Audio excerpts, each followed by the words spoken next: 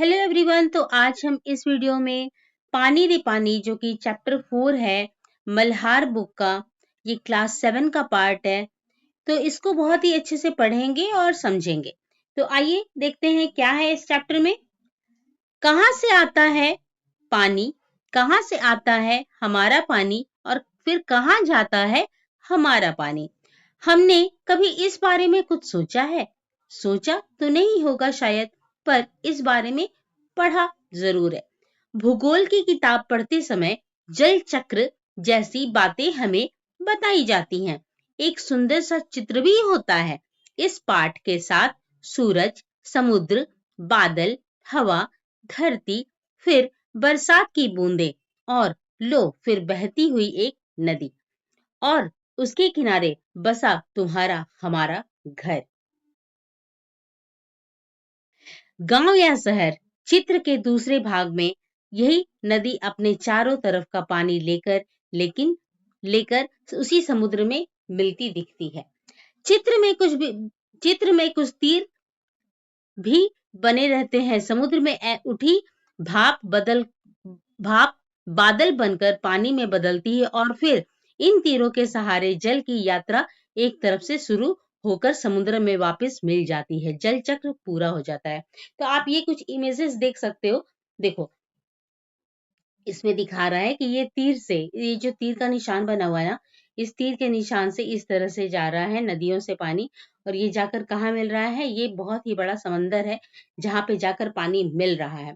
और ये पानी है ना, इवोपोरेट होता है, वाष्पित होता है और वापस वाष्पित होकर के ये बादलों में चला जाता है, कन्वर्ट हो जाता है और इससे ही बनती है हमारा जल चक्र पूरा कंप्लीट होता है। कि पानी कैसे इवोपोरेट होता है और भी फिर ऊपर चला जाता है। और जब बादल टकराते हैं ऊपर आसमान में तो फिर बारिश होती है और फिर जल नीचे आता है। तो ये है जल चक्र, जो कि आप लोगों ने बहुत ही पहले से 2, 3, 4 के क्लासेस में भी पढ़ते आए होंगे। और ये जब क्लासेस बढ़ती है ना आगे की, तो वो और भी एक्सप्लेन करके उसको विस्तार रूप से आप लोगों को बताया जाता है। ठीक है, तो आगे देखते हैं क्या है। यह तो हुई जल चक्र की किताबी बात। पर अब तो हम सबके घरों में, स्कूल में, माता पिता के कार्यालय में, कारखानों में और खेतों में पानी का कुछ अजीब सा चक्कर सामने आने लगा है। नलों में अब पूरे समय पानी नहीं आता। नल खोलो तो उसमें पानी की बदले सू सू की आवाज आने लगती है। पानी आता भी है तो बेवक्त, कभी देर रात को तो कभी बहुत सवेरे। अब ये जो पानी की सप्लाई आती है, ये उसकी बात हो रही है। मीठी नींद छोड़कर घर भर की बाल्टियां, बर्तन और घड़े भरते फिरो।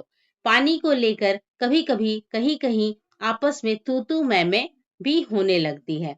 कहीं कहीं की बातें हो रही है जहां पे कि पानी को लेने के लिए हम सभी जाते हैं और लाइनों में खड़े रहना पड़ता है बहुत देर तक, जहां पे कि तू मैं की बातें भी होने लगती है, मतलब कि झगड़े होने लगते हैं। ठीक है, रोज रोज के इन झगड़े टंटों से बचने के लिए कई घरों में लोग नलों के पाइप में मोटर लगवा लेते हैं। अब अभी जो हो गया ये जो इतने झगड़े होते हैं उसकी वजह से लोग क्या है, अपने ही घरों में मोटर लगवा लेते हैं। इससे कई घरों का पानी खींचकर एक ही घर में आ जाता है। यह तो अपने आसपास का एक हक छीनने जैसा काम है, लेकिन मजबूरी मानकर इस काम के मोहल्ले में कोई एक घर कर बैठे तो फिर और कई घर यही करने लगते हैं। पानी की कमी और बढ़ जाती है। शहरों में तो अब कई चीजों की तरह पानी भी बिकने लगा है। यह कमी गांव शहरों में ही नहीं बल्कि हमारे प्रदेशों की राजधानियों में और दिल्ली, मुंबई, कोलकाता, चेन्नई और बेंगलोर जैसे बड़े शहरों में भी लोगों को भयानक कष्ट में डाल देती है। देश के कई हिस्सों में तो अकाल जैसी हालत भी बन जाती है। यह तो हुई गर्मी के मौसम की बात। तो अभी तक जो बात हो रही थी ना, ये सारी बातें हो रही थी गर्मी के दिनों की बात। कि कहीं कहीं पानी इतना ड्राई हो जाता है, सूख जाता है, झंझट होते हैं, झमेले होते हैं, पानी को लेकर के तू मैं होती है। तो ये अभी तक जो हम लोग इतना डिस्कस किए ना, इतनी सारी बातें अभी तक हो रही थी गर्मी की बातें। लेकिन बरसात के मौसम में क्या होता है? लो, सब तरफ पानी ही बहने लगता है। हमारे तुम्हारे घर, स्कूल, सड़कों, रेल की पटरियों पर पानी भर जाता है। देश के कई भाग बाढ़ में डूब जाते हैं। यह बाढ़ ना गांवों को छोड़ती है, ना मुंबई जैसे बड़े शहरों को। कुछ दिनों में के लिए सब कुछ थम जाता है, बस सब कुछ बह जाता है। अब जब बहुत जगह पे, सारी जगहों पे, सड़कों पे, स्कूल में, रेल की पटरियों पे पानी भर जाएगा तो ये रेल चलेगी कैसे? बच्चे स्कूल जाएंगे कैसे? क्योंकि सड़क पर तो जल भरा हुआ है। तो इससे क्या होता है? सब कुछ थम जाता है और सब कुछ बह जाता है। ये हालात हमें बताते हैं कि पानी का बेहद कम हो जाना और पानी का बेहद ज्यादा हो जाना, यानी अकाल और बाढ़, एक ही सिक्के के दो पहलू हैं। एक एक तथ्य में देखोगे तो पानी बहुत ही बढ़ जा रहा है, एक तथ्य में देखोगे तो पानी बिल्कुल सूख जा रहा है।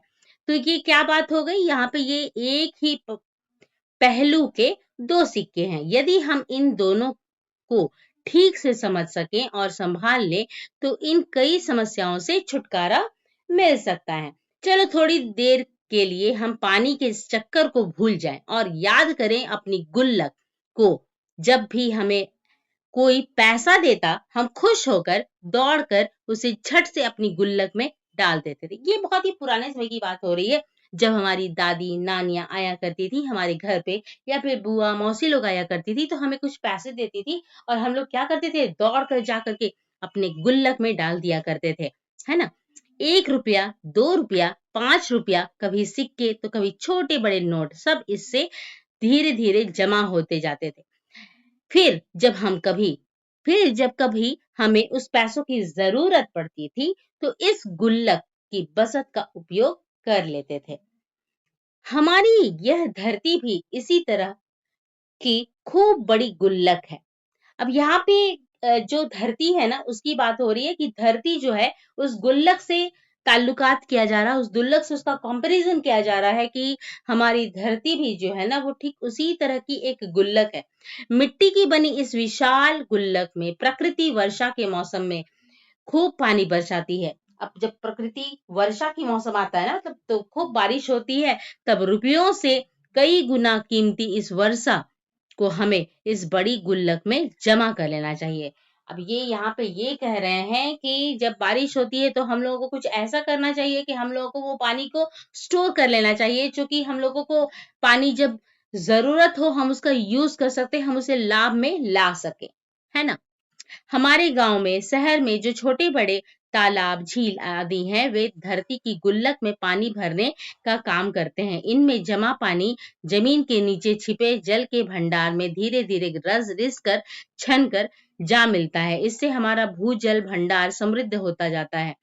पानी का यह खजाना हमें दिखता नहीं, लेकिन इसी खजाने में हम बरसात का मौसम बीत जाने के बाद पूरे साल भर तक अपने उपयोग के लिए घर में, खेतों में, पाठशाला में पानी निकाल सकते हैं। लेकिन एक दौर ऐसा भी आया जब हम लोग इस छिपे खजाने का महत्व भूल गए और हम जमीन के लालच में हमने अपने तालाब को कचरे से पाट कर भरकर समतल बना दिया। देखते ही देखते इन पर तो कहीं मकान तो कहीं बाजार, कहीं स्टेडियम और सिनेमा आदि खड़े हो गए। अब देख सकते हो ऐसे भी पिक्चर्स हैं। देखो ये जो पिक्चर है यहाँ पे क्या है, ये किसान है जो बहुत सारे लहलहाते खेत हैं। अब ये देखो ये गुल्लक का सीन दिया है आपको, देख रहे हो? ये जो है ये किस चीज का सीन है? ये गुल्लक का सीन है। अब यहाँ पे माँ खाना बना रही है, बच्चा नल से पानी भर रहा है, तो इन चीजों को भी आप देख करके रिलेट कर सकते हो कि ये कहानी आपको क्या बताना चाह रही है। अपने तालाबों को कचरे में पाट कर भर कर समतल बना दिया।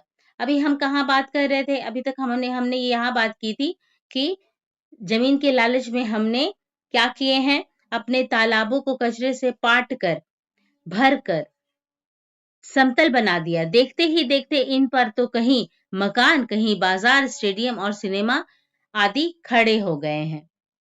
इस बड़ी गलती की सजा अब हम सबको मिल रही है। गर्मी के दिनों में हमारे नल सूख जाते हैं, बरसात के दिनों में हमारी बस्तियां डूबने लगती हैं। इसलिए यदि हमें अकाल और बाढ़ से बचना है, अकाल मतलब क्या है? जहां बहुत ज्यादा ड्राइनेस हो, पानी का पूरा एकदम किल्लत हो जाए, तो वैसे टाइम को हम क्या कहते हैं, अकाल कहते हैं, जहां लोग पानी पानी को तरस जाते हैं। और बाढ़ आना भी बहुत ही कष्टदायक होता है, जो कि जिसमें हमारे सारे सामान, खनिज पदार्थ, फसल सब पानी में डूब जाते हैं, घर सब पानी में डूब जाते हैं, तो वो होता है बाढ़।